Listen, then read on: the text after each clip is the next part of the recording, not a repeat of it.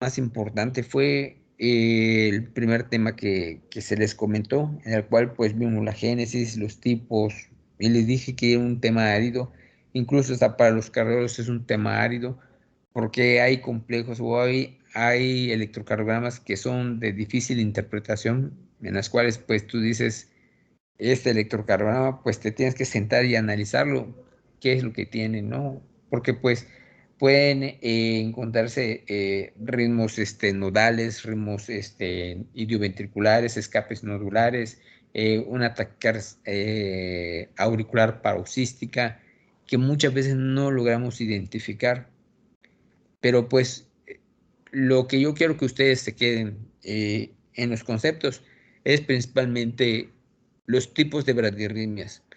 Y los tipos de bradirritmias que vamos a ver van a ser principalmente dos que vamos a mencionar y que le vamos a mencionar, ¿por qué? Porque son las bradirritmias que normalmente pues van a estar presentes y que pues tienen ciertas características particulares que podemos identificarlas, ¿sí? Entre una y otra. Por ejemplo, si nosotros hablamos de lo que son las bradirritmias sinusales, sabemos que una bradirritmia sinusal la vamos a identificar principalmente por criterios electrocardiográficos, electrofisiológicos, más bien estudios electrofisiológicos. Es decir, me va a ser difícil identificar una bradirritmia sinusal nada más con que yo vea lo que es un electrocardiograma. ¿Por qué? Porque el retraso o las alteraciones que se van a presentar, principalmente hablando de lo que son los bloqueos sinoauriculares, van a ser características principalmente de lo que es trastornos de la conducción, pero que se van a dar a nivel interauricular. Se llega al estímulo o se produce lo que es el estímulo en el nodo sinusal y se distribuye a lo que es, o más bien se va distribuyendo hacia lo que es primero la aurícula derecha y ya luego a lo que es la aurícula izquierda. Y va a dar ciertas características. Las características que va a dar van a ser las características como un bloqueo de primer grado, de segundo grado y de tercer grado, que cuando nosotros identificamos por medio de lo que es el electrocardiograma, no las vamos a poder identificar como tal, incluso hasta para los cardiólogos no las vamos a poder identificar. La única forma en la cual podemos identificar este tipo de bradirritmias van a ser por medio de lo que son estudios electrofisiológicos. Y a la verdad de un estudio electrofisiológico es agarrar, poner un catéter en lo que es la vena femoral, irse directamente a la aurícula y estimular y ver cómo se va conduciendo lo que son cada uno de los bloqueos, o sea, de primer grado, de segundo grado, de tercer grado, para poder identificarlos.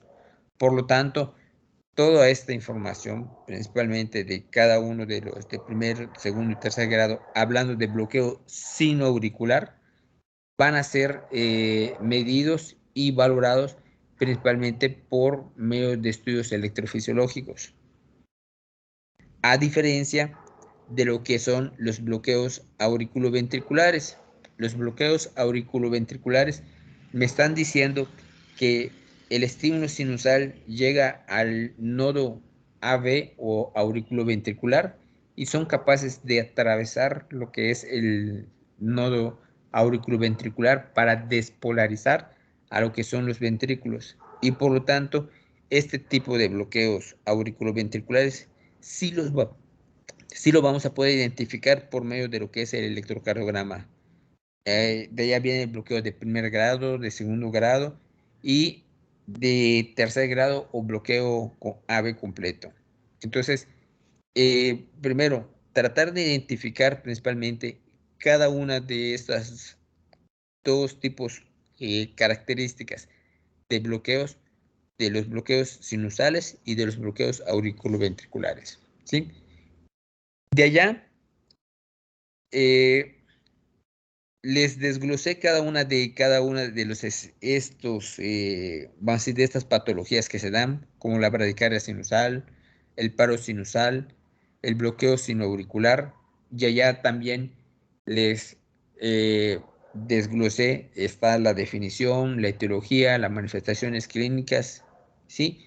Incluso lo que es el por medio del electrocardiograma, cómo vamos a visualizar el bloqueo sinoauricular de primer grado, de segundo grado y de tercer grado.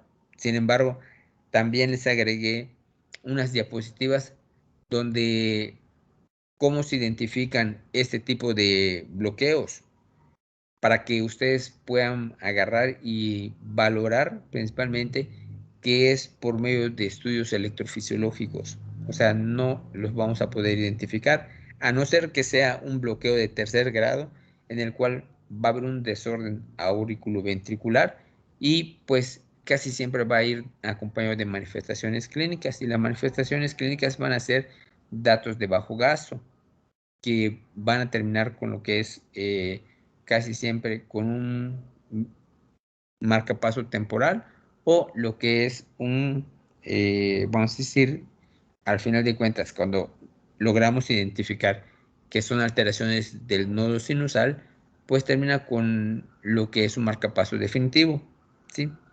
Y también se hace mención de las bradyarritmias inusuales que se producen en el nodo sinusal, la enfermedad del seno. Entonces, estas características sí quiero que las distingan muy bien, tanto de las bradicardias sinusales como de los bloqueos auriculoventriculares, ¿sí? Entonces, en base de eso, pues vamos a agarrar y vamos a ir definiendo de forma sencilla, clara. Obviamente, si en algún momento ustedes no leyeron lo que es una bradicardia sinusal, lo que es un paro sinusal, los bloqueos sinoauriculares o lo que es la enfermedad del seno, va a ser más difícil de que ustedes me puedan entender de lo que les estoy hablando. ¿Por qué? Porque son características muy específicas de cada uno de estos bloqueos, ¿no? O alteraciones del seno sinusal. Hablando de la enfermedad del seno, ¿sí? Les digo, les voy a decir bradicardia sinusal, paro sinusal, los bloqueos sinoauriculares y la enfermedad del seno. Y en la enfermedad del seno es una entidad muy característica, ¿sí? Que se van a presentar casi siempre en personas de la tercera edad, en personas seniles, y que te va a dar unas características en el cual tienen sinónimos esta enfermedad. La enfermedad del seno le puedo llamar enfermedad nodal o enfermedad del nodo sinusal, ¿sí? Y que tienen agregadas tres patologías principalmente, que normalmente vamos a identificar. Uno que son pausas, las pausas sinusales. El segundo que van a ser lo que es la flútero auricular. Y el tercero, y que va a ser muy importante, y que ese sí quiero que hacer un poquito más de énfasis, que va a ser lo que es la fibrilación auricular. Acuérdense, si en el examen les llegan a preguntar cuál es la arritmia cardíaca más frecuente que se presenta entre lo que es la génesis y la formación y la producción de las arritmias, es la fibrilación auricular. La fibrilación auricular es la arritmia más frecuente que se presenta. Incluso me detuve también en hacer unas diapositivas y hacerles una presentación como de 5 diapositivas de la fibrilación auricular para que vean el impacto que causa y la gran cantidad de medicamentos y la gran cantidad de pacientes sobre todo que van a culminar con una fibrilación auricular. Entonces, si hablamos de las bradyarritmias sinusales, las podemos clasificar en bradicardia sinusal, paro sinusal, bloqueo sinoauricular y lo que es en la enfermedad del seno. Por otra parte, si yo me voy a los bloqueos auriculoventriculares, me voy a ir a lo que son aquellos trastornos de ritmo en el cual el nodo sinusal es capaz de atravesar lo que es el nodo auriculoventricular y estimular lo que es el ventrículo para que se produzca lo que es un ritmo. Y en estas características sí las vamos a poder identificar en el electrocardiograma. De hecho, son lo que más se identifica en el electrocardiograma. A diario nosotros identificamos muchas veces en la consulta, vamos a decir, si están en la consulta privada o si están en la consulta institucional, ¿sí? O están con el médico familiar, podemos identificar, claro, siempre y cuando lleven lo que es un electrocardiograma y sepan identificar qué es lo normal y de lo normal, podemos ver bloqueos de primer grado, bloqueos de segundo grado, tipo 1, tipo 2, las características de cada uno de ellos y bloqueos de alto grado o que van a evolucionar a lo que es el bloqueo de tercer grado. ¿Sí? Hasta acá sí más o menos entienden esta definición de cada uno de lo que vamos a ver. Y lo que vamos a ver va a ser secuencial, es decir, les voy a mencionar parte de lo que es la definición. Casi todos van a tener datos de bajo gasto.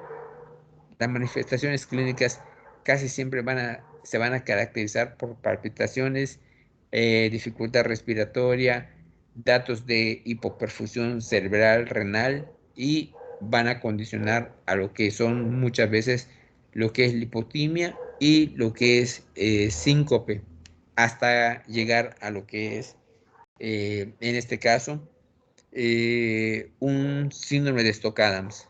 A ver, eh, Sarife o Sarife, no sé si lo pronuncié bien. Sí, doctor. Sí, ¿sabes qué es un síndrome de Stock-Adams? Pues tengo entendido que consiste en la aparición de, de mareos, hay pérdida de conciencia y también convulsiones.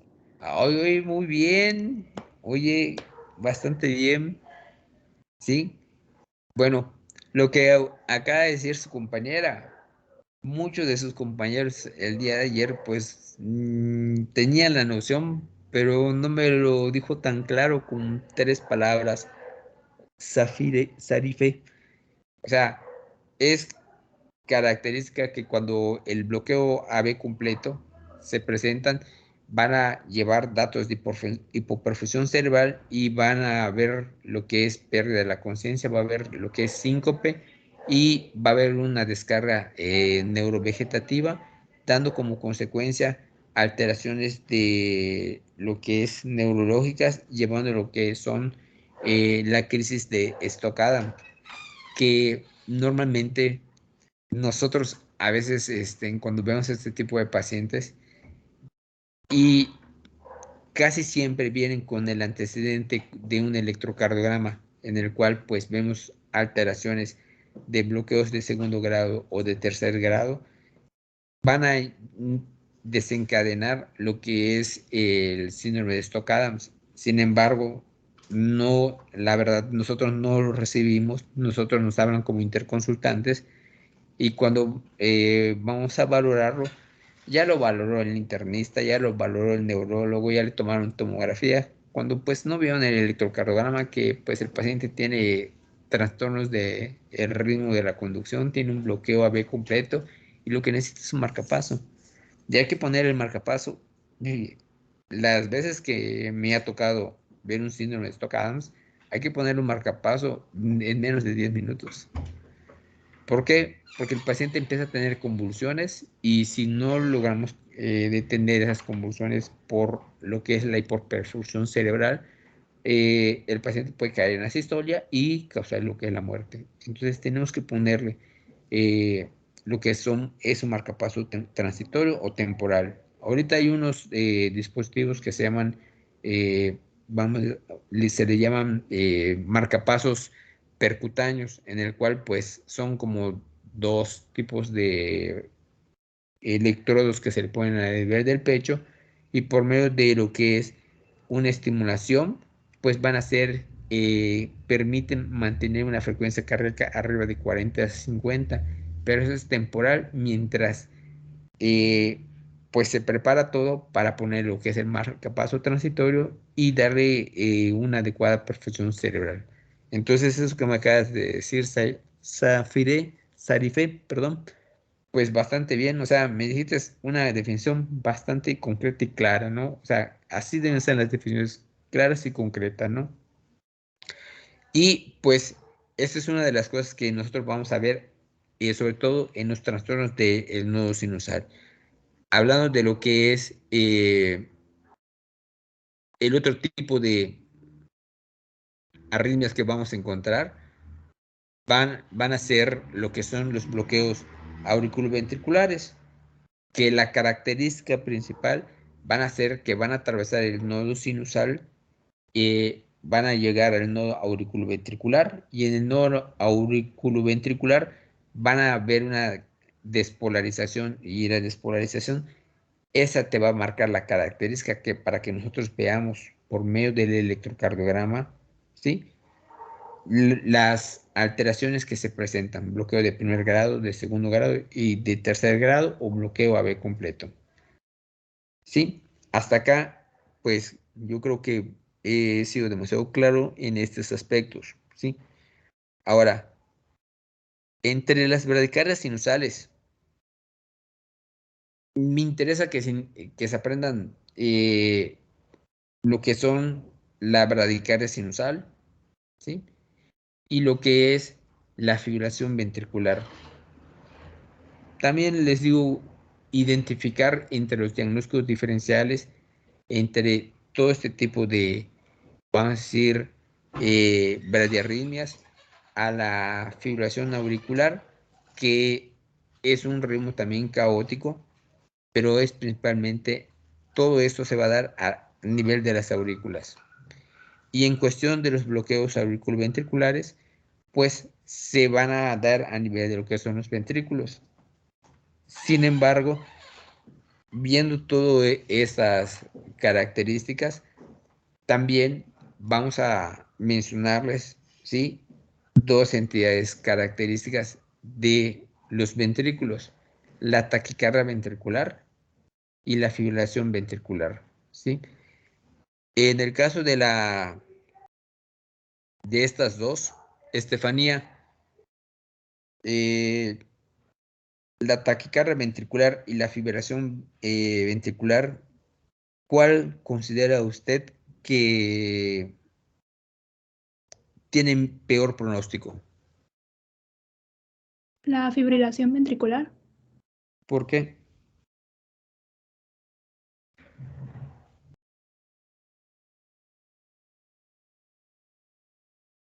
Está bien en la fibrilación ventricular, pero ¿por qué?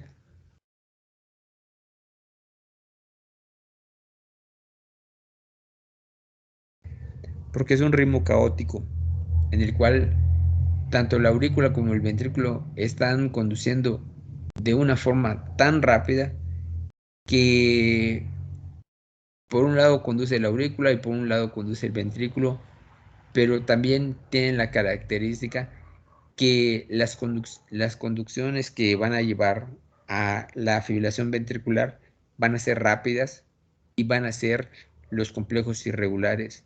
Por lo tanto, si a un paciente no logramos sacar en menos de 10 minutos de un episodio de fibrilación ventricular, dan por seguro que ese paciente va a tener una letalidad mayor del 90%. O sea, el paciente se va a morir, ¿sí? Entonces, sí tenemos que identificar bien entre lo que es la taquicardia ventricular de la taquicardia de la fibrilación ventricular. Entonces, todo esto sí necesito que también pues le pongan un poquito más de énfasis en el sentido de que cuál es el sustrato etiológico de lo que es la taquicardia ventricular. Y en este caso, el sustrato etiológico casi siempre va a ser lo que son por cardiopatía isquémica. Y acuérdense, cuando vimos las complicaciones mecánicas y eléctricas de los infartos agudos del miocardio, entre las complicaciones eléctricas están la taquicardia ventricular y la fibrilación ventricular, ¿sí? Y que se le debe realizar al paciente cuando tienen este tipo arritmias. O sea, ¿qué es lo que debemos hacer? Primero, identificarlo. Probablemente no les toque tratarlos, o sea, cuando estén ahorita como pasantes o como internos, ¿no? Pero pues identificarlos y, ¿por qué no? Pues si ustedes saben manejar lo que es el desfibrilador, pues darle un desfibrilador. Eh, Esto es muy básico y es algo que normalmente, pues, como estudiantes tienen que saber, sobre todo, tratar de identificar este tipo de arritmias. En general, lo que les quiero dar a entender de todo lo que estamos viendo, ¿sí? Es que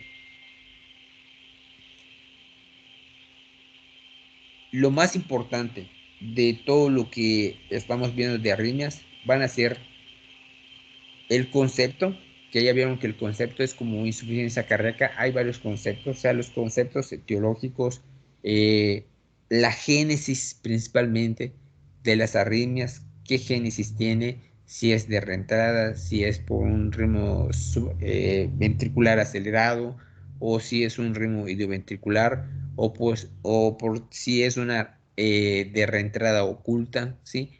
Eso es lo que necesito que ustedes sepan. La etiología de lo que son las arritmias. Y de esto, pues las demás características que se van a estar presentando deben ser principalmente eh, datos que pues vamos a estar manejando ahorita que vamos a ver los tipos de bradyarritmias, las características muy particulares de cada una de ellas. Sin embargo, les digo, les hice una clase completa, agregándole conceptos, pues, un poquito más allá de ustedes, o sea, de que, pues, de los conceptos básicos, pero se los puse para que vean cuáles son los dispositivos y qué tenemos que hacerles, ¿sí? No quiero confundirles, sobre todo sobre estas, o sea, tan sencillo, con que ustedes sepan que las arritmias sinoauriculares no las vamos a poder identificar en un electrocardiograma normal y que van a hacer por medio de estudio electrofisiológico, y que las arritmias auriculoventriculares, ¿sí? Sí las vamos a identificar en el electrocardiograma, y de esta forma pues nos hacen una gran diferencia. Y cada una de las características, principalmente, y les voy a seguir muy insistente, la arritmia más frecuente que se presenta de todas las que vamos a hablar va a ser la fibrilación auricular, ¿sí? Y que van a tener ciertas características y que se van a presentar dependiendo del sustrato etiológico que se presente, de la edad y de lo que es, en cierta forma, de lo que es el género, pero que al final de cuentas, mientras más edad tenga el paciente, mientras más senil sea el paciente, pues su pronóstico va a ser malo si no le llevamos un buen control. ¿Por qué? Porque estos pacientes pueden caer incluso en lo que son ataques isquémicos transitorios, embolias cerebrales, ¿sí? Una serie de características que normalmente, cuando pues las identificamos, tratamos de controlarlas de forma inicial con medicamentos, y cuando ya no podemos manejarlas, simplemente pues las vamos a manejar con un marcapaso para protegerlas principalmente de que vayan a caer en un ritmo lento, y ese ritmo lento pues les produzca o les conduzca lo que es, vamos a decir, datos de bajo gasto, o que se bloqueen y que caigan en una sistolia. Nada más para que se den cuenta, con este cuadrito nada más, yo puedo agarrar y darle lo que son las clases, y obviamente si ustedes estudiaron me van a entender. Si ustedes no estudiaron, ¿sí? Al hablarles de cada una de ellas, ¿sí? Yo les puedo agarrar y les puedo decir qué es la bradicardia sinusal, el paro sinusal, cómo se presenta, los bloqueos sinoauriculares, cuánto es la conducción normal que tiene entre lo que es la despolarización o la conducción eléctrica entre la aurícula derecha y la aurícula izquierda, que normalmente debe ser entre 60 y 120 milisegundos, ¿sí? Cuando se pasa de esa, vamos a decir, de ese rango, pues ya vamos a tener alteraciones del el ritmo sinusal. Y de allá, pues, les puedo hablar también de la enfermedad del seno, y se las puedo hablar y se las puedo decir sin que yo tenga que pasarle diapositivas. Les comento cuáles son las principales características. Por ejemplo, en la enfermedad del seno vamos a encontrar lo que es las pausas sinusales, vamos a encontrar parte de lo que son las bradicardias sinusales, vamos a encontrar el flúter auricular y vamos a encontrar la fibrilación auricular, que son 4 entidades patológicas que incluyen lo que es la enfermedad del seno, ¿sí? Y si nos vamos por otro lado, el bloqueo de primer grado, pues muchas veces me puede hablar de trastornos degenerativos, tanto el primero, segundo como tercer grado. Y también les puedo comentar, sin que yo les muestre ninguna diapositiva, o sea, las manifestaciones clínicas. En el primer grado, ¿qué le voy a hacer al paciente? Nada, simplemente vigilarlo, ¿sí? En el segundo grado, ¿sí? Se van a dividir en dos. En el tipo 1, en el cual va a haber alteraciones de el intervalo PR, y que cada una me va a ir dando lo que es una pauta y se va alargando el PR hasta hacer una conducción en el cual ya no sea capaz de atravesar lo que es el estímulo eléctrico del nodo sinusal al nodo auriculoventricular, y me van a producir una pausa.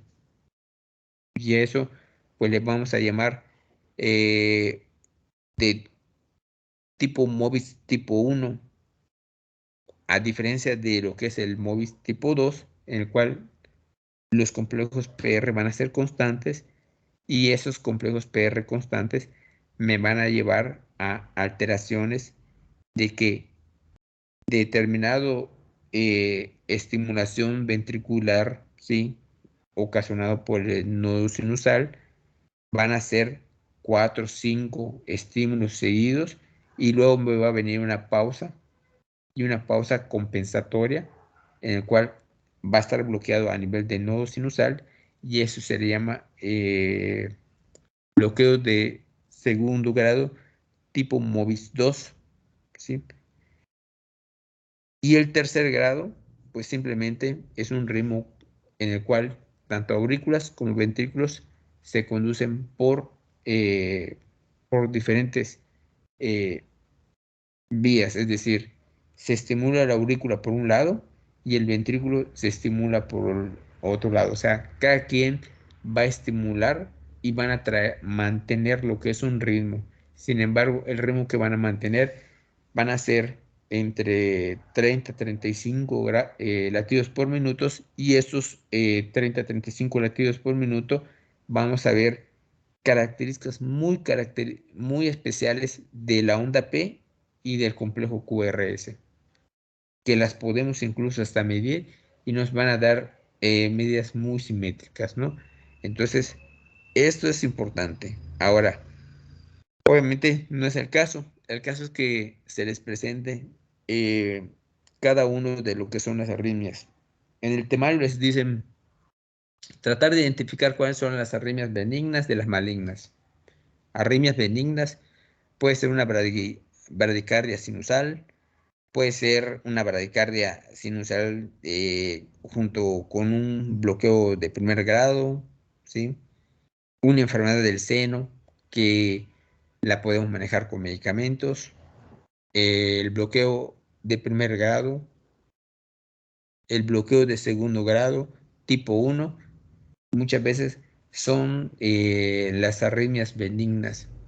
Las malignas van a ser el bloqueo de tercer grado, lo que es una pausa más de 7 segundos, y los bloqueos de tercer grado, y lo que es entre lo que es la enfermedad del seno, van a ser lo que son las arritmias tipo fibrilación auricular, y esa fibrilación auricular me va a traer como consecuencia alteraciones a la larga y complicaciones que me van a traer embolias alteraciones a nivel cerebral, ataques isquémicos transitorios e incluso pueden ser hasta letales cuando desencadenan una frecuencia ventricular arriba de lo normal. Muchas veces llegan a tener hasta 160, 170 en una persona de 80 años y lo vamos a descompensar. ¿De acuerdo?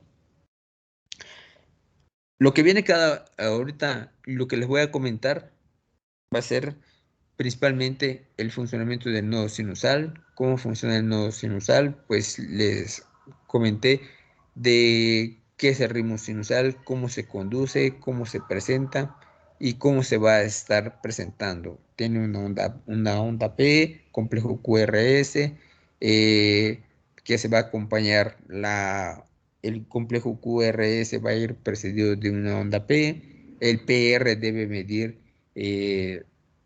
entre lo que es punto 120 a punto 200, ¿sí? O punto 20 segundos para que lo considere entre los rangos normales. Y el QRS lo vamos a clasificar como ancho o angosto, pero tenemos que saber la normalidad del QRS. La normalidad del QRS ya lo comentamos. Daniel, ¿cuánto es la normalidad del QRS? Lo normal. Aproximadamente 0.10 milisegundos. Aproximadamente debe ser menos de 0.010. Y cuando vemos lo que es una arritmia que tiene un complejo, se le llama QRS angosto porque el QRS no va a pasar de esos 0.01 milisegundos o segundos, ¿no? O 100 milisegundos, no va a pasar más allá de 100 milisegundos y por lo tanto no va a condicionar las alteraciones que te traerían un complejo de QRS ancho.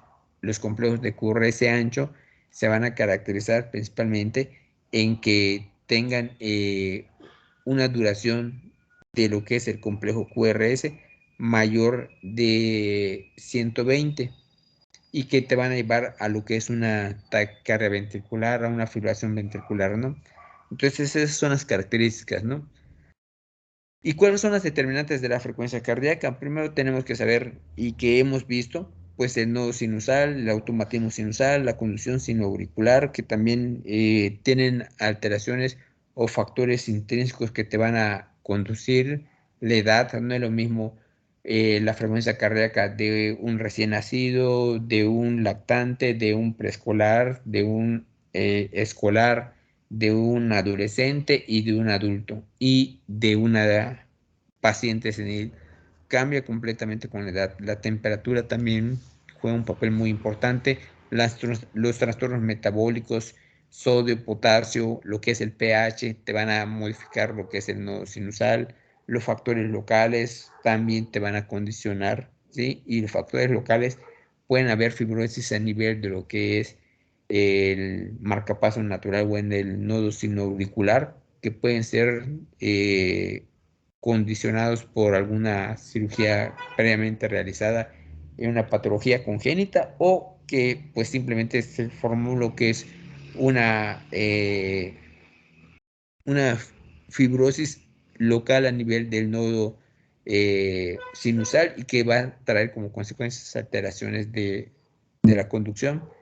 También van a haber factores mecánicos. Entre los factores mecánicos habíamos visto los infartos. Los infartos pueden condicionar que también hay alteraciones a nivel del nodo sinusal, dependiendo de qué arteria pues irrigue lo que es el nodo sinusal. No sé si a ustedes se los comenté o a mis pues alumnos del grupo C que el nodo sinusal va a estar irrigado por una arteria. ¿Sí saben qué arteria está irrigada casi en un 60 o 70%? Coronaria derecha y en el 40 o 30 la circunfleja. La circunfleja. Y de la corona derecha, ¿cuál es la rama cuál se presenta?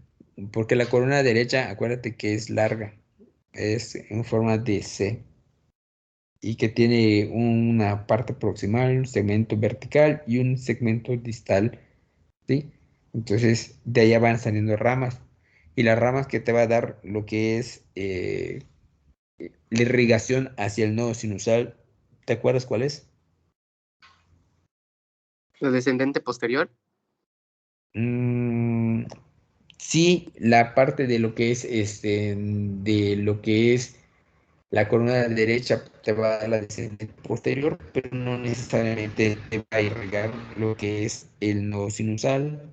El nodo sinusal sale de lo que es de la arteria de sinusal, que es una rama proximal de la arteria coronaria derecha que va a irrigar en un 60%, dependiendo, hay un término que nosotros le llamamos dominancia o codominancia, es decir, si domina la irrigación la parte derecha o la circunfleja. Entonces muchas veces en un 60% lo va a irrigar lo que es la arteria coronaria derecha por medio de una rama nodal que se va hacia el nodo sinusal y que va a dar la irrigación en un 60%. Por eso los pacientes que tienen un infarto del ventrículo derecho, lo primero que van a, o una manifestación es que van a traer, es que tengan un bloqueo auriculoventricular y pueden presentar síncope, trastornos vagales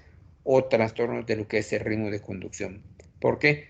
Porque ya se bloqueó o porque ya se condujo una alteración, ya una ruptura de lo que es la placa a nivel de la coronaria derecha y eso condicionó que no irrigara de forma adecuada lo que es el nodo sinusal porque pues están bloqueadas y eso trae como consecuencia que tenga alteraciones. Va a haber un ritmo de rescate porque no necesariamente va a dar toda la irrigación. La otra parte viene de las arterias en descendente anterior que viene de un 30%. Sin embargo, en la gran mayoría de las veces, en el 60-70% viene de la coronaria derecha. El concepto de bradicardia sinusal. Si regresamos a la tablita, ¿sí? Que le mostré donde las definiciones, pues la bradicardia sinusal es la reducción de la frecuencia cardíaca. Y acuérdense que la frecuencia cardíaca, pues les comenté que es de 60 a 100 latidos por minuto. Pero podemos encontrar bradicardias que pueden ser fisiológicas, pueden ser patológicas o ocasionadas por fármacos. Si yo les digo de una bradicardia sinusal fisiológica, ¿a cuál sería? ¿A cuál me estaría refiriendo? La que ocurre cuando estás durmiendo. Esa podría ser, pero si estás en vigilia y yo pues te valoro y yo te digo, ¿sabes qué? Pues tienes una bradicardia de 55, 50 latidos por minuto, vas a ser candidato que yo te pongo un marcapaso. ¿Podría ser a los deportes de alto rendimiento? Los deportistas de alto rendimiento, por ejemplo, los atletas de alto rendimiento, pues normalmente manejan frecuencias cardíacas entre 45 y 50 latidos por minuto. Y de allá va a tener un concepto muy importante. Todo paciente que llegue con una arritmia, ustedes lo que tienen que valorar van a ser las manifestaciones clínicas, cómo va a estar llegando el paciente. O sea, yo puedo identificar una arritmia, pero si el paciente ya trae síntomas y los síntomas que les van a tener casi siempre van a ser datos de bajo gasto. Acuérdense, si trae datos de bajo gasto, va a ser ocasionada y condicionada por trastornos de ritmo, que puede ser una bradicardia, puede ser un bloqueo, ya sea de segundo grado, de tercer grado, o un bloqueo AB completo, o pausas muy prolongadas que te van a dar datos de bajo gasto y esto te van a condicionar lo que son síntomas y los síntomas que te van a condicionar son mareos, náuseas, vómitos, frialdad de piel, puede incluso haber lipotimia, síncope y puede haber lo que es estocadamus. Entonces, siempre que valoremos un paciente con una arritmia, tenemos que ver las características tanto de síntomas como de signos del paciente.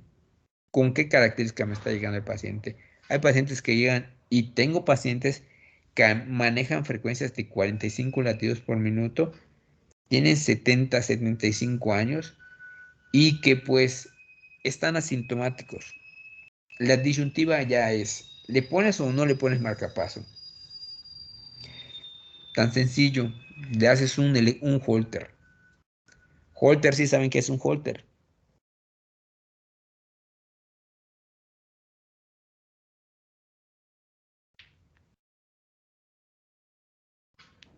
Un dispositivo que monitora la actividad cardíaca las Así es, 24 horas del día. efectivamente, un dispositivo que monitorea la frecuencia cardíaca las 24 horas del día.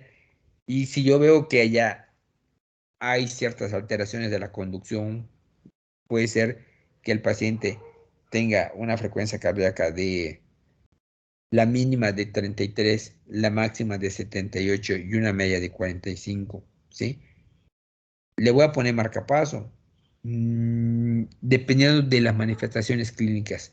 Pero este paciente ya tiene una clase 1A para poner lo que es el marcapaso. ¿Por qué? Porque en cualquier momento el paciente puede bloquearse y puede tener alteraciones de la conducción más severas que van a hacer que pueda tener mayor sintomatología, y si no protegemos a ese paciente va a tener como consecuencia, más bien va a asustar a la familia, porque va a caer y va a convulsionar y va a tener un síndrome de Stokes-Adams.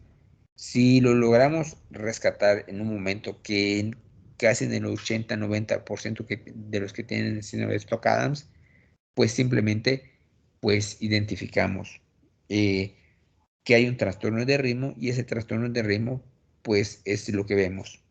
Tan sencillo. O sea, hoy viajando en lo que es el avión, delante de pues el asiento, o sea, en el siguiente asiento que estaba de nosotros, un paciente de, yo le calculo como de 8 años, ¿sí? Empezó a convulsionar. Pues en el avión, pues estás en el aire y dices, ¿qué tiene? Y obviamente pues la mamá y el papá empezaron a ver y bueno, pues yo estoy al lado de ellos.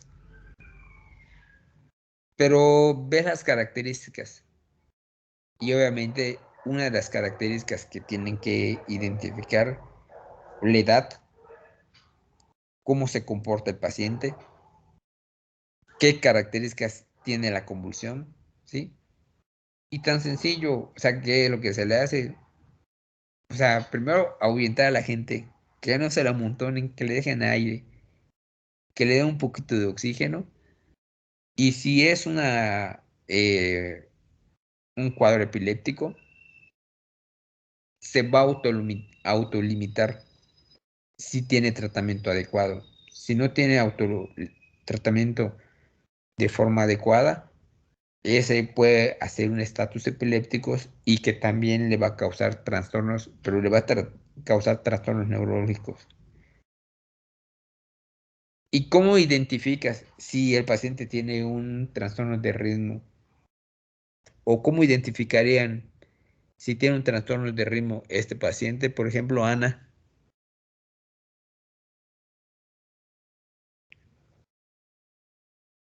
¿Cómo identificarías que voy a caer entre los trastornos diferenciales de síncope y convulsiones, como es la crisis de Stokes-Adams, que ya nos comentó muy bien Sarife?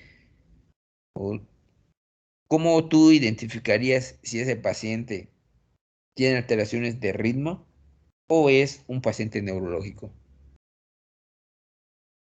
El paciente, nada más te termino de contar, se autolimitó, hizo menos de 5 minutos y se autolimitó. Obviamente tuvo ciertas características. El paciente quedó cianótico, en las extremidades frías, la boca se le quedó cianótica y empezó a escurrir un poquito de lo que es saliva a través de lo que son vamos a decir, la comisura bucal. Y que después de eso, el paciente no reaccionó, sin embargo, sus constantes vitales pues se establecieron nuevamente a la normalidad y el paciente pues simplemente quedó en un estado como que estuviese durmiendo. ¿Cómo identificas a un paciente si es un síncope o una alteración neurológica de un síncope de cardiogénico, de origen cardíaco?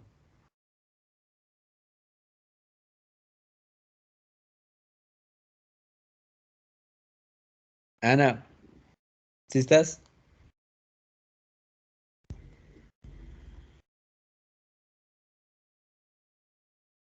Bueno, creo que no está Ana. Maite,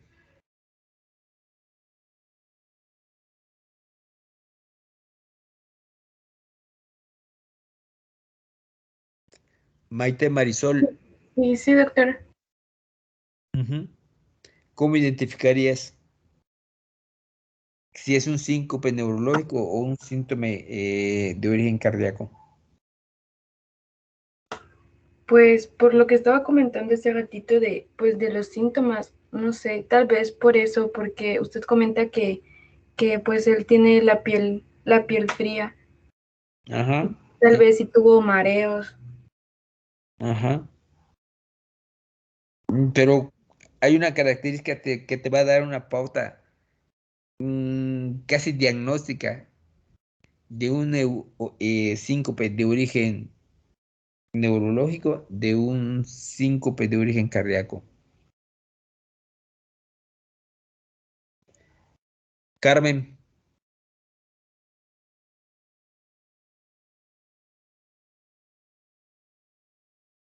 Carmen Alejandra,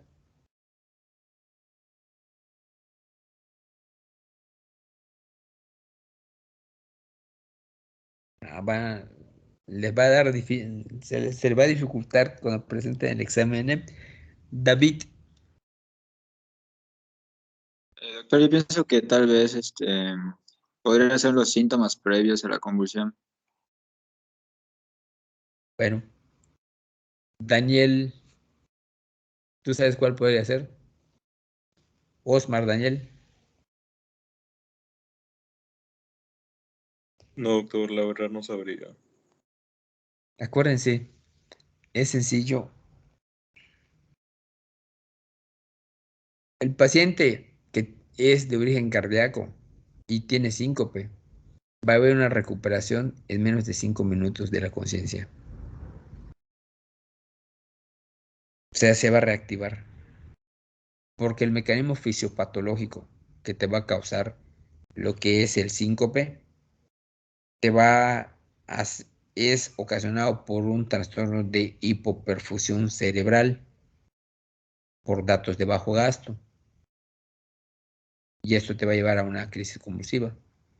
A diferencia de aquel que tiene lo que es un síncope de tipo neurológico, en el cual va a haber un trastorno eléctrico neurológico, principalmente a nivel de lo que es la corteza cortical, y que va a haber focos ectópicos a nivel de la corteza cerebral y que te va a condicionar que el paciente después del síntoma tenga todas las características como si fuese un síndrome de origen cardiogénico, pero una característica fundamental es que el paciente no reacciona después de los 5 minutos. Ya tiene sus constantes vitales, pero el paciente entra en un periodo posictal. Y eso probablemente si no lo han visto, en fisiología se vio parte de eso cuando vieron neurología, la parte de neurología, que normalmente en los pacientes que tienen un síncope de origen neurológico, pues les va a condicionar todo eso. O sea, simplemente se va a prolongar lo que es el periodo posictal y por lo tanto no van a tener una reacción de forma inmediata y que van a quedarse dormidos durante 30 minutos o en estado posictal, como se le llama. Entonces, después de los 30 a 35 minutos, Sí, el paciente pues reaccionó, pues abrió los ojos y simplemente la mamá me dijo, mi hijo es epiléptico y toma topiramato, que es un medicamento precisamente para lo que son las crisis convulsivas. Entonces, siempre el sustrato etiológico es importante. Y pues, de todas formas, se lo comentaré a la doctora, pero pues yo soy de la idea de que pues yo no tengo que convencer a los alumnos de estudiar. Aprendí de una forma un poquito diferente, ¿sí? Obviamente, pues alcancé a que me den la gran mayoría de los maestros antiguos, o sea, de los que probablemente escucharon hace 20 años, ¿sí? 25 años tienen exactamente. Yo empecé en el 90 a estudiar medicina, ¿sí? Y obviamente, pues alcancé pues a varios maestros que se estaban casi retirando y que tenían más bien la filosofía de que la medicina tiene que ser clínica, ¿sí? Antes de irnos a cualquier estudio de laboratorio y todo, tú tienes que escuchar, tienes que ver, tienes que sentir, tienes que palpar y tienes que observar. ¿Qué es lo que nos debe hacer la diferencia entre lo que es cualquier médico? A diferencia de cualquier carrera, no minimizo cualquier carrera, pero sí es muy importante. O sea, esas características que nos dijo un maestro, o bueno, que nos dijo al grupo, pues también se me quedaron. Y siempre hay que ver, hay que escuchar, hay que palpar, hay que percutir y hay que ver las características que tiene el paciente. Con eso que ustedes tengan y un poco de conocimiento de la patología que quieren ver o de lo que está presentándose, ten por seguro que no va a tener que esforzarse mucho. O sea, nada más ver todo esto. Y obviamente de las 3 personas a las que, pues, probablemente está fallando su internet, como dijeron. Está bien, está fallando su internet. Pero ¿por qué el mío nunca falla? Y es que, les puedo repetir, yo no estoy en Mérida. Yo ahorita estoy en otro lugar, como a 3.000 metros de Mérida, 3.000 kilómetros de Mérida. Y no me falla mi internet. Y lo estoy haciendo con el teléfono. Y me estoy gastando mis datos, como ustedes dicen. No me interesa. Pero me interesa que ustedes más o menos se queden con ese concepto. Entonces, de verdad, o sea, tampoco me molesta, pero pues simplemente allá vemos el interés de las personas, en el cual pues tengan que agarrar y tienen que leer y tengan que al menos participar, porque de eso se trata la medicina. Cuando entramos a medicina, pues vamos a participar, vamos a ver, vamos a auscultar y a escuchar, aunque nosotros tengamos problemas ya fuera de la medicina, porque no todo es medicina. Cuando tengamos que enfrentarnos en el hospital a los pacientes, nos tenemos que olvidar un poquito de los problemas y enfrentarnos a los pacientes que tenemos que hacer y no mezclarnos, o sea, simplemente tratar de enfocarnos en lo que estamos haciendo. Sin embargo, pues también se los comenté a mis alumnos. O sea, muchas veces yo tengo 24 alumnos, 25 alumnos.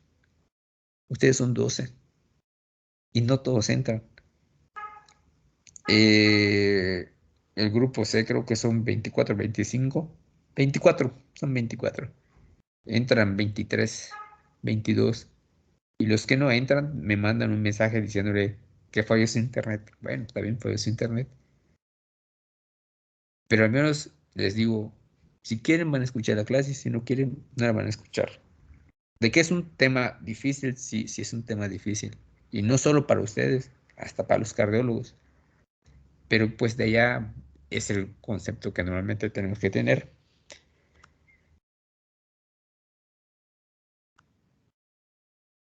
Ya se los comenté, causas fisiológicas, pues los deportistas, las patológicas, las enfermedades principalmente degenerativas y las farmacológicas, Y rápidamente, ya creo que es la última pregunta que le voy a hacer. Ya de ya, pues pueda continuar, ¿no? Un fármaco que me produzca una bradicardia, ¿cuál es? En general, de los que están.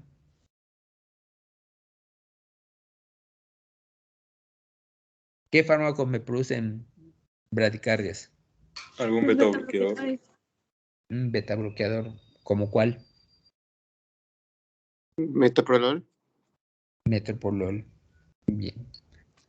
Los beta bloqueantes son causas de bradicardias, sobre todo en los pacientes infartados. En los pacientes infartados normalmente nosotros les dejamos los beta bloqueantes, porque van a producir además que evitan lo que haya mayor remodelación a nivel del ventrículo, permiten que haya por medio de lo que es el mecanismo de acción de lo que son este tipo de fármacos beta bloqueantes que mejoren lo que es un poquito la oxigenación y sobre todo que haya lo que es el estímulo para tratar de evitar y erradicar lo que son los radicales libres que se van a ocasionar mayor daño a nivel de lo que es el miocardio, ¿sí?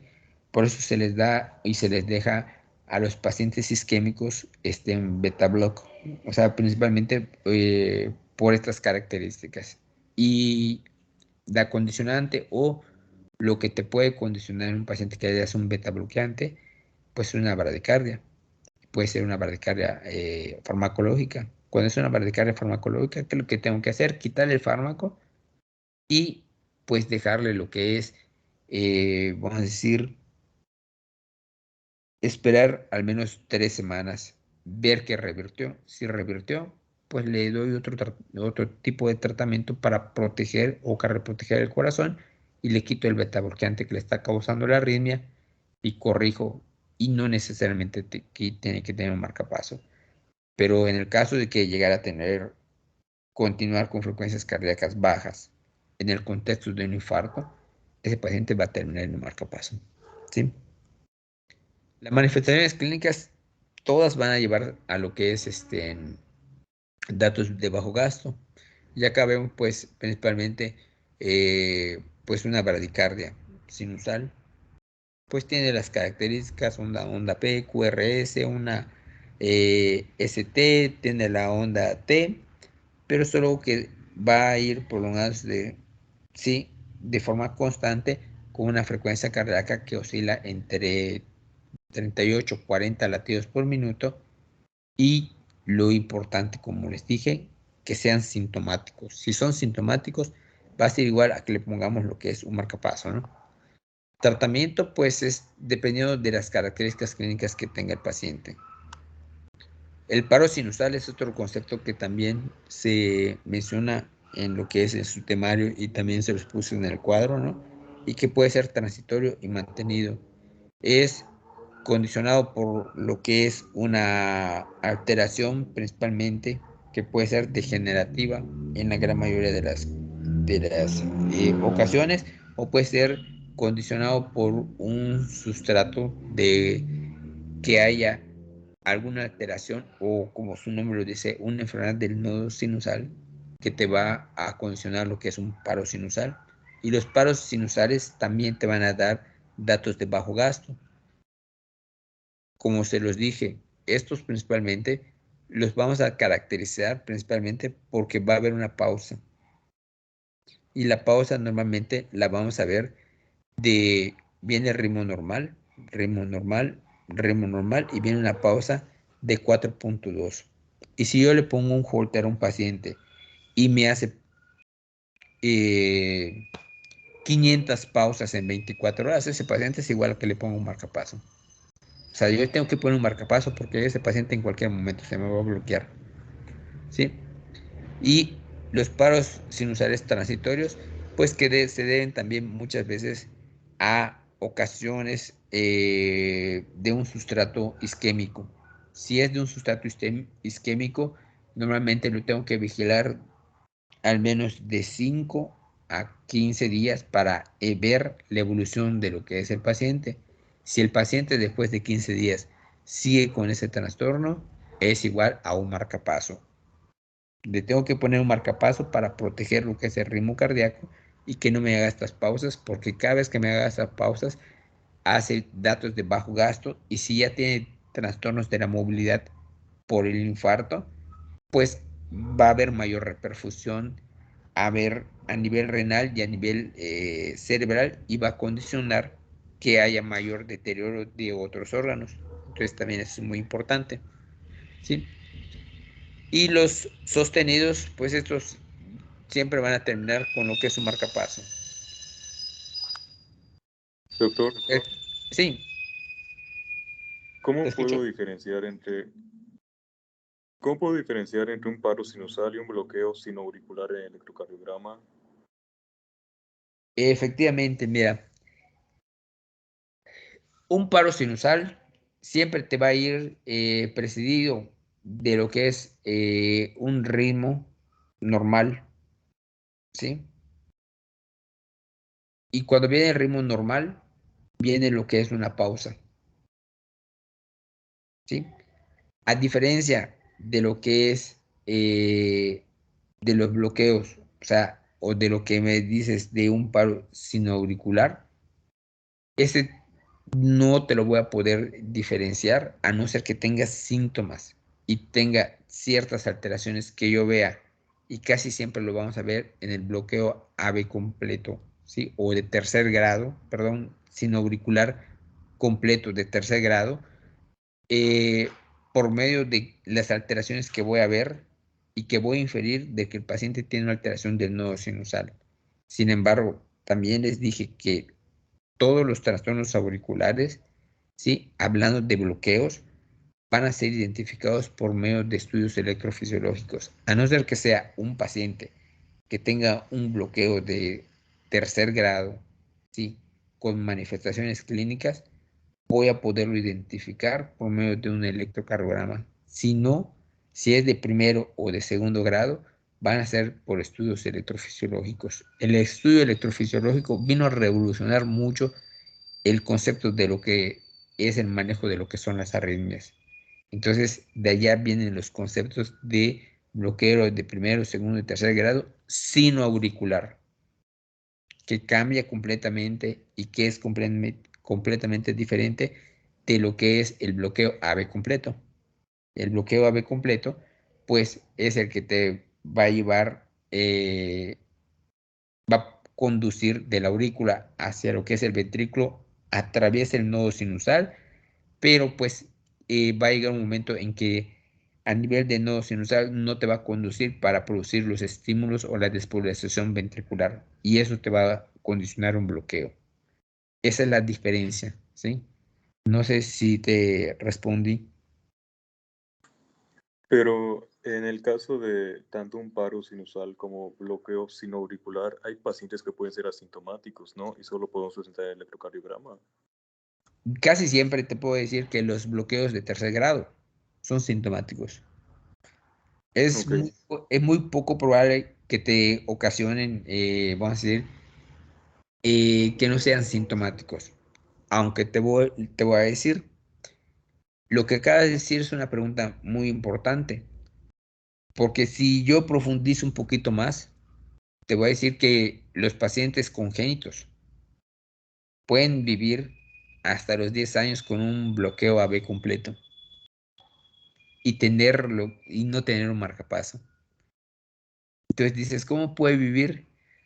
Porque su corazón se adapta desde el nacimiento y intraútero a tener lo que es ese bloqueo. Obviamente lo identifican y muchas veces por errores, ¿sí?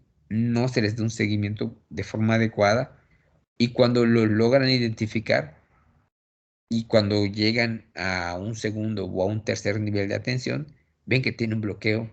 Entonces dicen, oh, tiene un bloqueo, pero el paciente pues está sintomático. Se cansa nada más cuando hace una actividad más intensa. Entonces, a ese tipo de pacientes de origen congénito, pues simplemente pues los voy a ver por medio de lo que es un electrocardiograma y que pueden ser asintomáticos. Pero en una persona adulta que tenga lo que es un bloqueo de tercer grado siempre o casi siempre te va a acompañar con datos de bajo gasto.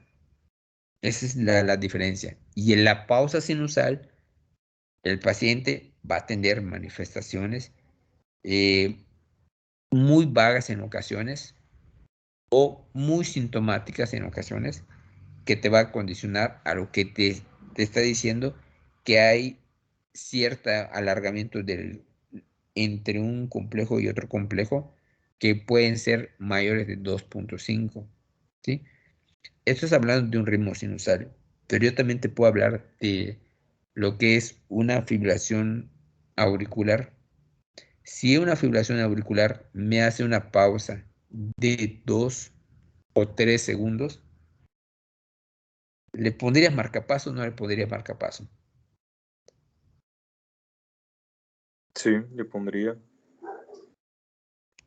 Bueno, pues yo te voy a decir que si llega conmigo un paciente con un bloqueo de, vamos a decir, de 2 o 3 segundos en el contexto de una fibrilación auricular, no se lo voy a poner.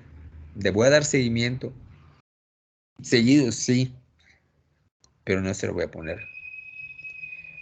Porque es completamente la fibrilación auricular al ritmo sinusal. La fibrilación auricular, para que sea significativa una pausa, tiene que ser mayor de 4 segundos. ¿Sí? Y a diferencia del paciente que tiene un ritmo sinusal normal, mayor de 2.5, ya viene siendo significativa lo que es la pausa y que ya puede traer manifestaciones clínicas. Y acuérdate que la fibrilación auricular es un ritmo caótico en el cual no va a haber ondas P y por lo tanto puede haber alargamiento y acortamiento de forma constante de lo que es los complejos RR. ¿Sí? Entonces, esa es la diferencia. Entonces, nada más le daría seguimiento. Por eso le digo, es importante que sepan los conceptos básicos para que ustedes sepan en qué pacientes van a manejar lo que es un bloqueo y en qué pacientes no lo van a manejar. Y no lo digo yo, lo dicen los libros. Ayer me preguntaban sus compañeros de dónde saqué esta información, de su libro básico, del Guadalajara. Del Guadalajara saqué la gran mayoría de toda lo que es la presentación y pues yo les agregué, eso sí, yo les agregué ciertos datos para que el que se interese pues lea un poquito más y que sepa qué tipo de marcapasos va a utilizar y todo, ¿no? ¿Por qué? Porque es que es extenso, o sea, simplemente es muy extenso todo lo que son las arritmias, ¿sí? Entonces, acá viene lo que son los bloqueos. Y los bloqueos, se los comenté, pueden ser de primero, segundo, tercer grado, van a ser detectados por lo que son estudios electrofisiológicos, no los vamos a identificar, a no ser que sea un bloqueo de tercer grado, como lo dice acá, que son estímulos generados que van a hacer trastornos a nivel de las aurículas y que van a hacer que la gran mayoría de los pacientes sean sintomáticos. Entonces, allá sí voy a identificar. Sin embargo, a mí me interesa que vean estos, ¿no? Bloqueo sinoauricular de primer grado. ¿Qué es qué es lo que voy a seguir acá? La onda P. La onda P es la que yo voy a estar siguiendo. Si yo veo lo que es el electrocardiograma, yo puedo decir que es un electrocardiograma normal. Hasta yo lo voy a decir, es un electrocardiograma normal. Pero pues muchas veces el paciente refiere a algunos síntomas y se le hace un estudio electrofisiológico en el cual lo normal debe ser de 60 a 120 milisegundos. Y cuando yo le hago el estudio electrofisiológico, que consiste en poner un catéter a nivel de la arteria femoral y irse a lo que es la aurícula izquierda y estimularlo por medio de lo que es un mapeo, que así se llama el estudio electrofisiológico, voy a estimular y voy a ver que hay alteraciones principalmente de alargamiento del P, de la onda P, y esto me va a dar como consecuencia un bloqueo de primer grado. El bloqueo de primer grado casi siempre va a ser asintomático y lo único que requiere es vigilancia. Sin embargo, siempre tenemos que tener lo que es el estudio electrofisiológico. Y este es un estudio electrofisiológico. También se los comenté a sus compañeros, pues acá vemos lo que es la conducción y vemos cómo ya hay una alteración de lo que empieza a ver la alteración de lo que es la onda P hasta que llega lo que es una prolongación del intervalo. Sin embargo, los intervalos van a ser de forma constante y esos intervalos de forma constante pues lo va a tener en cada complejo QRS, pero van a ser mayor de 120 milisegundos. No, no quiero que se confundan de que la conducción interauricular, la conducción en el tiempo de llevar lo que es el estímulo del nodo sinusal a la aurícula izquierda, que es el tiempo de 60 a 120 milisegundos, al transportar o llevar lo que es el estímulo del nodo sinusal al nodo AB, que es completamente diferente porque se está yendo directamente a lo que es el nodo sinoauricular, ¿sí? Al complejo auriculoventricular, y allá cambia completamente la definición. Eso también quiero que pues ustedes no se vayan a confundir. O sea, estamos hablando de lo que es el nodo sinusal y a nivel de las aurículas. El de segundo grado, pues se va a caracterizar principalmente, pues porque va a haber lo que es una prolongación, ¿sí? De forma constante de lo que es la onda P, y la onda P se va a ir despolarizando y se va a ir alargando. Entonces, cuando yo veo este tipo de complejos, ¿sí? Le puedo llamar 4-3. ¿Por qué? Porque vienen tres estímulos en el cual se va a estar prolongando por medio de lo que es el estudio fisiológico, y va a llegar un momento en el cual no va a conducir, se va a bloquear y va a venir lo que es una pausa, y a eso le voy a llamar un bloqueo de segundo grado, sí, tipo MOVIS 1. Bloqueo sinoauricular, hago la aclaración, identificado por lo que es estudio electrofisiológico, ¿sí? Y puedo encontrar 5-4, 4-3, 3-2, y lo identifico principalmente 5-4 porque veo 1, 2, 3, 4, y el quinto ya no me estimula y por lo tanto pues hay una pausa. Sin embargo, esto yo lo puedo confundir también con vamos a decir, una arritmia respiratoria. Sin embargo, también una arritmia respiratoria tiene ciertas características que yo no las veo acá, y por lo tanto yo puedo decir o inferir que este paciente tiene un trastorno a nivel de nodo sinusal sin que yo tenga que llevarlo a lo que es un estudio electrofisiológico, nada más con ver lo que es el electrocardiograma. Pero eso obviamente ya con ver tantos electrocardiogramas, pues es como nosotros lo identificamos. Y también puede ser de segundo grado. También les muestro cómo es el mapeo, qué le hacen en el mapeo, y esto no se lo vamos a preguntar. Sin embargo, también quise mostrárselo, pues porque al final de cuentas, el que vaya a ser cardiólogo lo va a entender y va a profundizar, y el que no vaya a ser cardiólogo, pues nada más lo va a ver y dicen, pues, pues está muy bonito, ya está, ya me voy a quedar. Sin embargo, pues esto es lo que nosotros visualizamos y vemos constantemente. Nosotros, de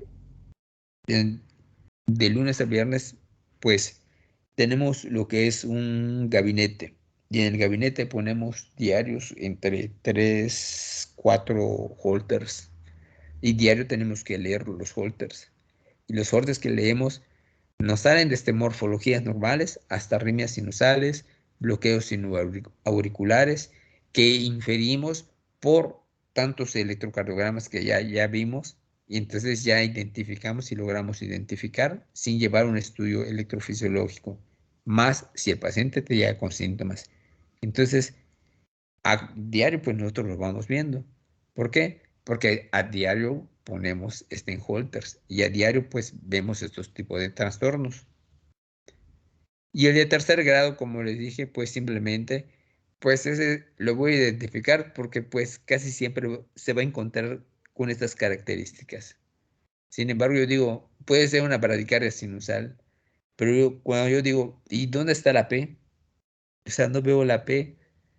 Y la P, pues va a estar oculta, puede estar oculta en lo que es en el complejo, o la onda T, puede estar dentro de lo que es el complejo QRS, o puede estar entre estos dos, y no voy a identificarla, pero voy a ver un alargamiento, y el paciente casi siempre tiene síntomas, lipotimias, mareos, malestar. Y a estos pacientes, ¿qué es lo que le hago? Les pongo un marcapaso, ¿sí? ¿Qué es lo que le voy a hacer? Pues como les dije, primer grado no necesita nada, segundo grado, pues dependiendo de la etiología y de las manifestaciones clínicas, y el tercer grado, a fuerza, le voy a tener que poner un marcapaso, siempre y cuando yo descarte un sustrato que no sea farmacológico o que no vaya a ser condicionado por un factor que le esté condicionando. Por ejemplo, vamos a hacer un infarto. Muchas veces abrimos lo que es la arteria coronaria derecha y ese bloqueo que tiene al perfundir lo que es nuevamente o al abrir lo que es la arteria coronaria derecha, mejora el flujo a nivel del nodo sinusal y esto permite que haya mejor flujo a través de lo que es el nodo sinusal y el paciente mágicamente vuelve a caer al ritmo sinusal. Eso es lo padre de la cardiología, que tú lo ves, lo identificas, lo tratas y ves la respuesta.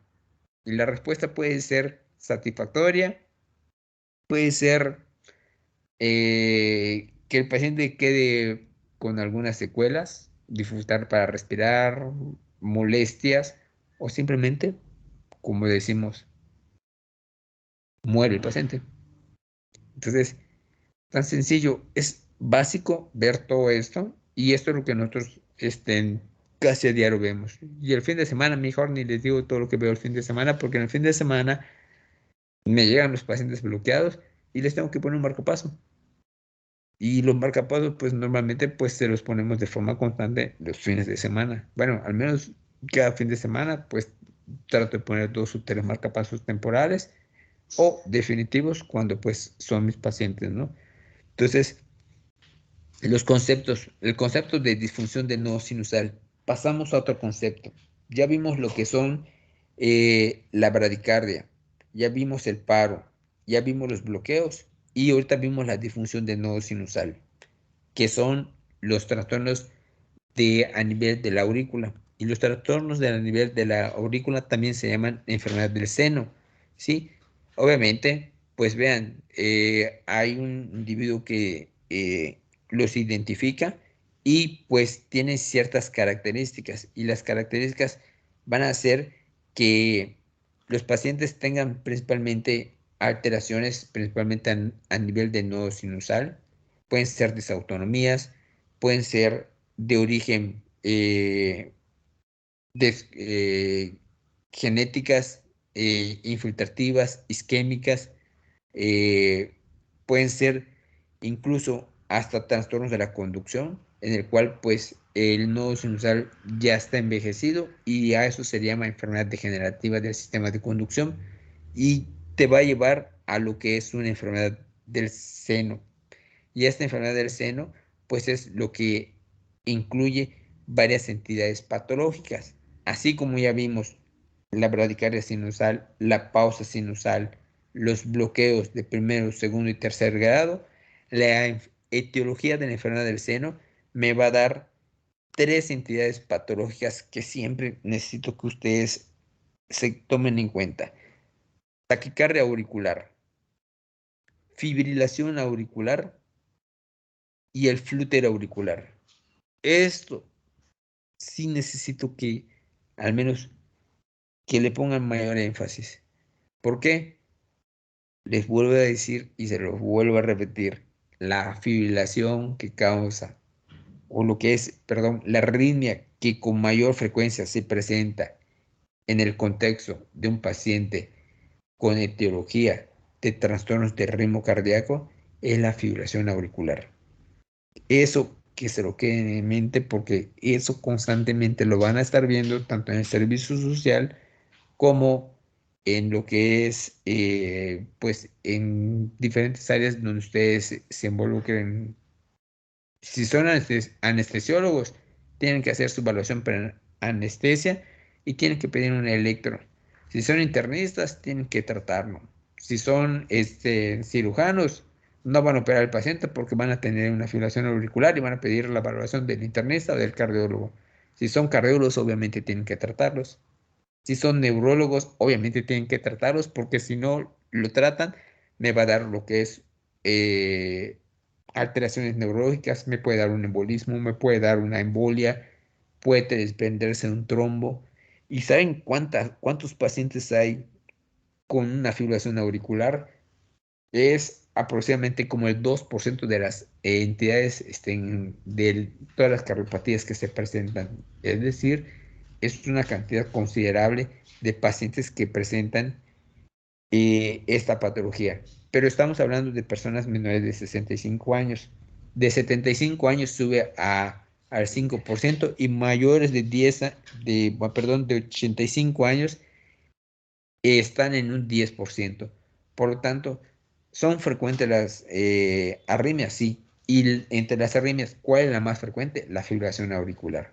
Dependiendo de la edad, sí, cuenta mucho lo que es la edad. ¿Y por qué se le tiene que tratar? Por las implicaciones que van a traer como consecuencia los daños neurológicos, los eventos vasculares cerebrales, ¿sí? Los EBCs, ¿sí? Transitorios, ¿sí? Las hemorragias, las embolias. O sea, todo eso yo tengo que valorar en un paciente con fibrilación auricular. Y que lo tengo entre mi diagnóstico diferencial van a ser dos, la taquicardia auricular y el flúter auricular, que son eso, principalmente estas entidades que necesito que sepan y que vienen siendo parte de lo que es la etiopatogenia de la enfermedad del seno. Entonces, se los recuerdo nuevamente. Enfermedades o bradiarritmias a nivel del auricular, bradicardia sinusal, paro sinusal, bloqueos 1, 2 y 3 y enfermedad del nodo. Estas partes tan sencillas que se lo estoy comentando y se lo estoy desglosando y que pues se las empecé a desglosar, se los dije, nada más con la primera diapositiva les pude haber dado la clase, pero se las desglosé para que quizá en algún momento, cuando yo estudié, pues a mí me hacían dar la clase. Yo tenía que preparar la clase. No crean que el doctor Lizardo Vargas o el doctor Laviada iban a dar la clase. No, ellos se sentaban y te cuestionaban si dabas mal tu clase. Sí, los escucharon, no lo han escuchado hablar. Bueno, ellos me dieron clase. Hay un tal doctor Lizardo Vargas que muy bueno, la verdad. Eh, el doctor Arcila, o sea, que son pioneros prácticamente de la cardiología, hablando de lo que es el doctor Arcila, o sea, que ellos se sentaban a escucharte principalmente, pero tú preparabas la clase. Oiga, ustedes hasta incluso les tenemos que preparar la clase, pero ¿para qué? Para que tengan ustedes las nociones y sepan qué es y qué es lo que tienen que estudiar y a dónde se van a dirigir. No van a ser carreros todos, pero sí es importante. Y también entre lo que es la enfermedad del seno va a ser el síndrome de taquicardia bradicardia. Quiere decir, acá no pude sacar completamente el trazo, pero si ustedes ven, acá tenía una frecuencia cardíaca de 150 latidos por minuto y de repente el paciente me hace una pausa de casi 5 segundos y luego entra un ritmo sinusal. A este tipo de trastornos, cuando yo los identifico en el electrocardiograma y también por medio de un Holter, le llamamos síndrome de taquibradi o síndrome de taquicardia bradicardia, que forman parte de lo que es la enfermedad del nodo, ¿no? Entonces, esto principalmente me va a llevar a que el paciente también tenga como sustrato que hay una alteración a nivel de nodo sinusal. Ya les dije que puede ser de origen congénito, isquémico, de una miocardiopatía dilatada y que también me va a llevar a que yo le ponga lo que es un marcapaso. ¿qué es lo que le tengo que hacer? Dependiendo de las características clínicas que tiene el paciente. Sin embargo, pues todos van a terminar en lo que es manejándole o dándole el tratamiento de lo que es con un marcapaso. Eso es lo que vamos a estar manejando. Acá les pongo los tipos de marcapasos que necesitarían. Eso ya fue parte de que yo se los puse. El que lo quiera leer, eso no necesariamente se le va a preguntar. Pero los bloqueos sí. Los bloqueos, pues de acá me voy a ir un poquito más rápido. Pues simplemente pueden ser bloqueos auriculoventriculares, que ya me paso al otro término que ya les dije. Los bloqueos auriculoventriculares van a ser de origen congénito o de adquirido, ¿sí? Y casi siempre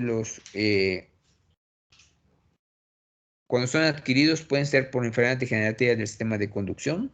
Puede ser que la conducción ya esté en un paciente senil de 85 años y tenga trastornos, o puede ser también con un sustrato etiológico, como por ejemplo que sea un paciente isquémico. Entonces todo esto pues, me va a llevar como consecuencia que tenga un bloqueo auriculoventricular. Se clasifican igual que los bloqueos auriculoventriculares de primero, segundo y tercer grado. Sin embargo, acá sí van a tener ciertas características.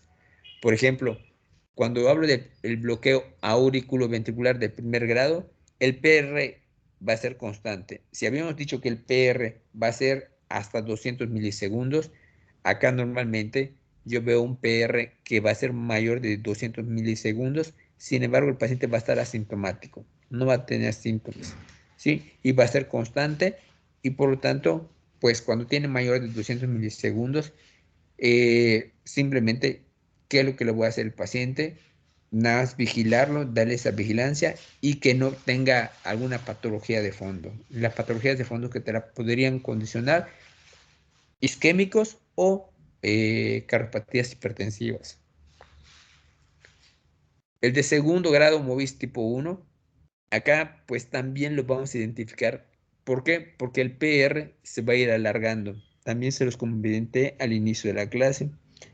El PR empieza a alargarse y llega un momento en que el impulso ya no conduce, se bloquea a nivel del nodo AB y el, se despolariza lo que es la onda P, pero no hay complejo QRS y por lo tanto es un bloqueo de segundo grado tipo 1 y ya simplemente pues ya no, nuevamente entra otra vez al ritmo nuevamente de sinusal, pero 5 segundos después empieza otra vez el trastorno en el cual se empieza a prolongar lo que es el PR.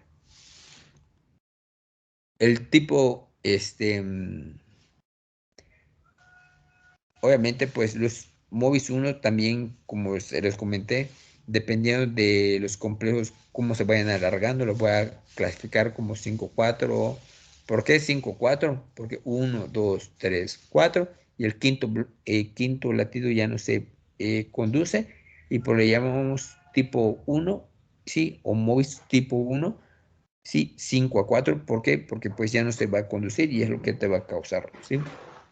El tipo 2, el PR es constante y el PR constante es principalmente que simplemente los PR van a ser de forma constante, van a ser alteraciones que pueden ser un PR de 200 de forma constante, pero al tercer latido o al cuarto latido, ya no despolariza lo que es el complejo QRS y se bloquea el paciente.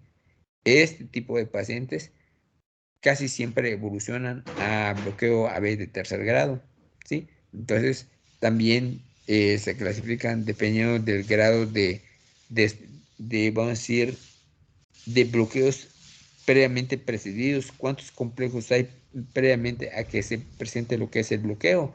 Y lo voy a clasificar como 4-1, 4-2, 4-3, dependiendo de cómo se presente, ¿no? Es lo que les comentaba, dependiendo de cómo se presente, de los complejos, es como lo voy a clasificar, ¿sí?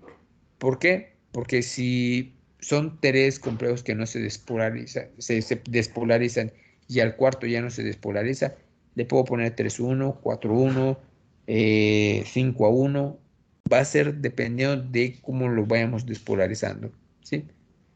Y acá el bloqueo auriculoventricular de tercer grado, que eso sí es muy característico. Cada quien, la aurícula y el ventrículo se conducen de formas diferentes. Si yo agarro y yo mido una onda P de una onda P y vuelvo a medir la onda P y vuelvo a medir la onda P, deben ser constantes. Y si yo mido el complejo QRS y QRS deben ser constantes.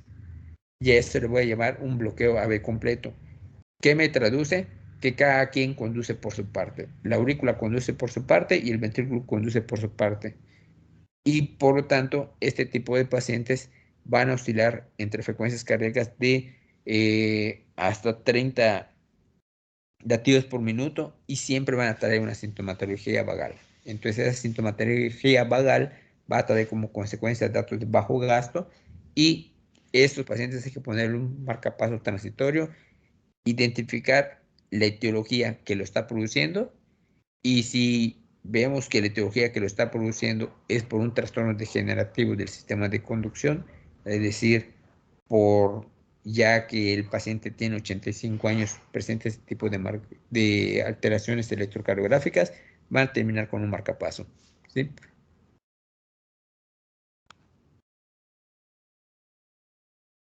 Me voy a ir. El síndrome de Stokes-Adams, que pues ya lo habíamos visto, lo comentó su compañera. Esta es la definición, por qué se presenta, cuál es el tratamiento que le tengo que dar. Le tengo que poner un marcapaso transitorio, sí, porque te puede repetir nuevamente el Stokes-Adams, buscar cuál es el sustrato que se está produciendo lo que es el bloqueo, si es de origen isquémico y si le puedo abrir lo que es la arteria, le abro la arteria y a lo mejor revierte, y si no, pues simplemente poner lo que es un marcapaso definitivo. ¿Sí? Estos son ya datos que principalmente los saqué para que también ustedes tuvieran un poquito más de visión de todo lo que son las arritmias auriculares, ¿sí? Y que también lo mencionan en parte de lo que es en su carta descriptiva. Entonces, sí es importante más o menos que, por ejemplo, la menciona mucho lo que es la conducción oculta. La conducción oculta te lo va a dar lo que es el flúter auricular, que va a ser una característica de los dientes de sierra o las ondas F que se pueden estar presentando y que lo tengo que agarrar, y a este paciente cuando llega con estas características lo tengo que revertir tanto farmacológicamente o como eléctricamente, dependiendo de las características que tenga que venga el paciente. ¿Qué es lo que me lo condiciona? Una conducción de reentrada intranodal que va a ocasionar un flúter tipo 1 o un flúter tipo 2. ¿Sí? Ya están las ondas T y el flúter que se va a estar presentando. El tipo 2, les hago también la presentación de cómo se van a presentar. El tratamiento pues va a depender del sustrato etiológico, como les comenté. Y este sí, pues también les hago la descripción, y sin embargo, pues la característica importante entre el flúter es que pues no tienen diente de sierra y no va a haber ondas P que van a estar conduciendo. Van a ver el complejo QRS, va a ser de forma irregular, es un ritmo no sinusal y por lo tanto van a hacer pausas de hasta 2.5 segundos y luego se acorta lo que es los RR, y eso se va a deber a una conducción oculta. Y esta conducción oculta también se la pueden preguntar en el examen.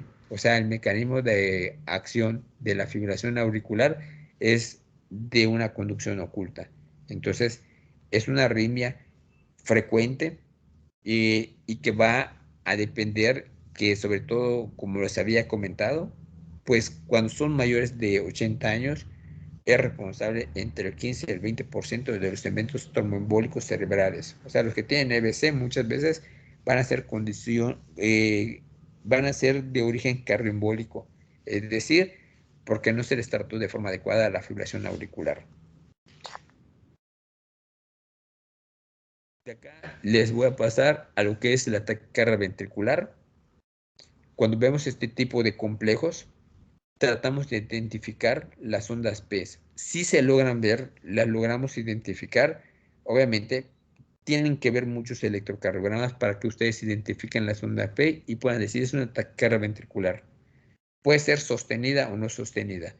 Cuando es sostenida, la duración no excede de 30 segundos. Es decir, los complejos que se van a presentar van a ser hasta 30 segundos. Y cuando es sostenida, el complejo o los complejos van a ser mayores de 30 segundos y esto te va a llevar como consecuencia a una fibrilación auricular.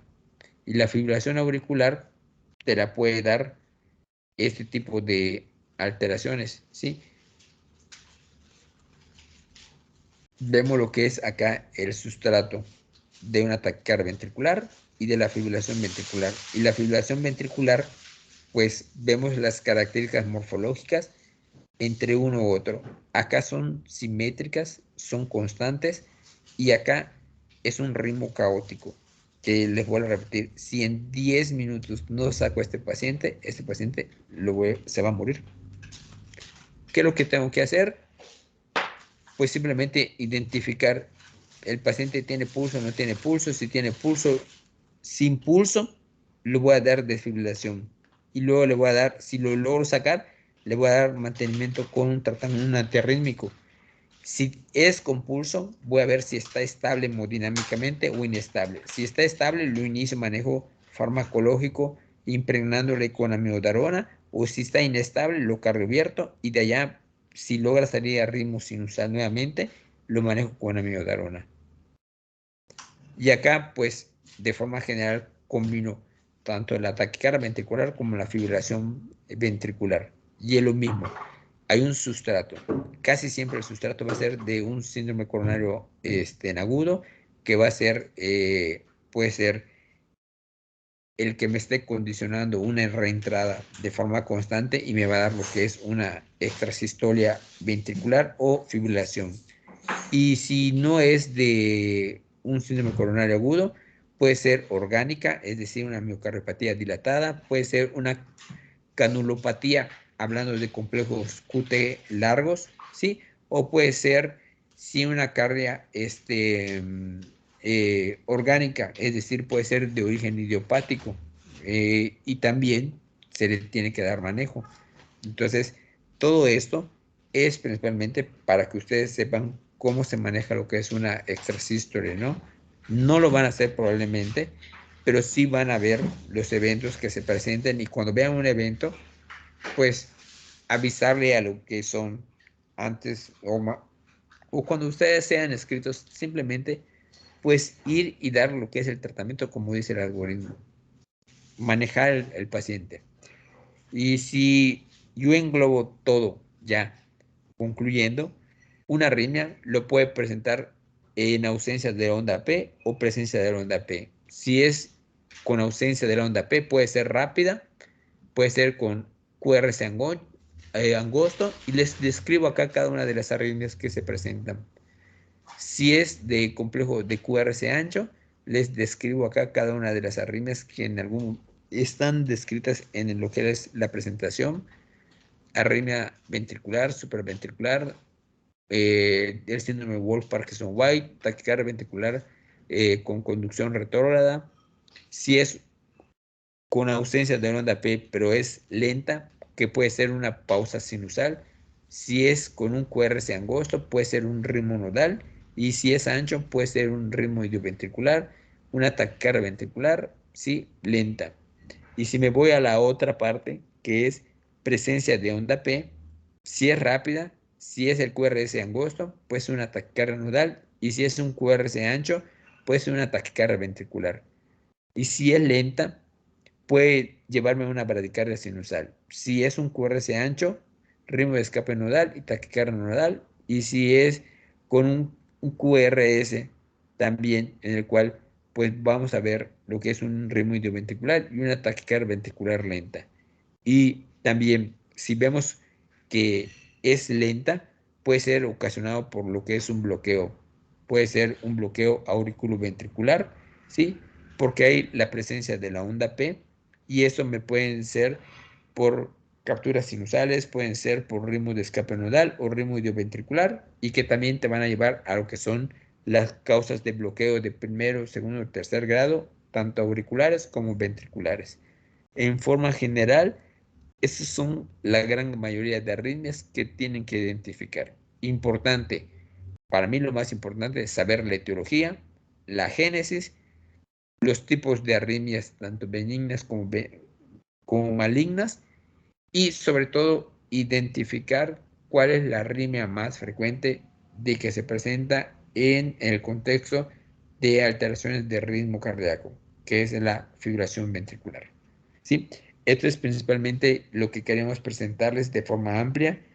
Esta presentación es extraída principalmente en un 70% del Guadalajara, ¿sí? Del Guadalajara Bo, que allá está la gran mayoría de todo lo que ustedes más bien les acabo de explicar, pero hay un 30% que lo saqué, que eso no va a venir, no se los vamos a preguntar. Bueno, yo no les voy a preguntar nada de que vamos a decir qué tipo de marcapaso va a tener este paciente, por qué va a tener este tipo de marcapaso, o sea, vamos a decir cómo voy a manejar un síndrome de Wolff-Parkinson-White, cómo voy a manejar una taquicardia polimórfica. Son cosas que no se los vamos a preguntar, al menos un servidor no se las va a preguntar, pero sí les voy a preguntar lo que es etiología, génesis de lo que son las arritmias, la arritmia más frecuente, ¿sí? Las arritmias benignas y las arritmias malignas.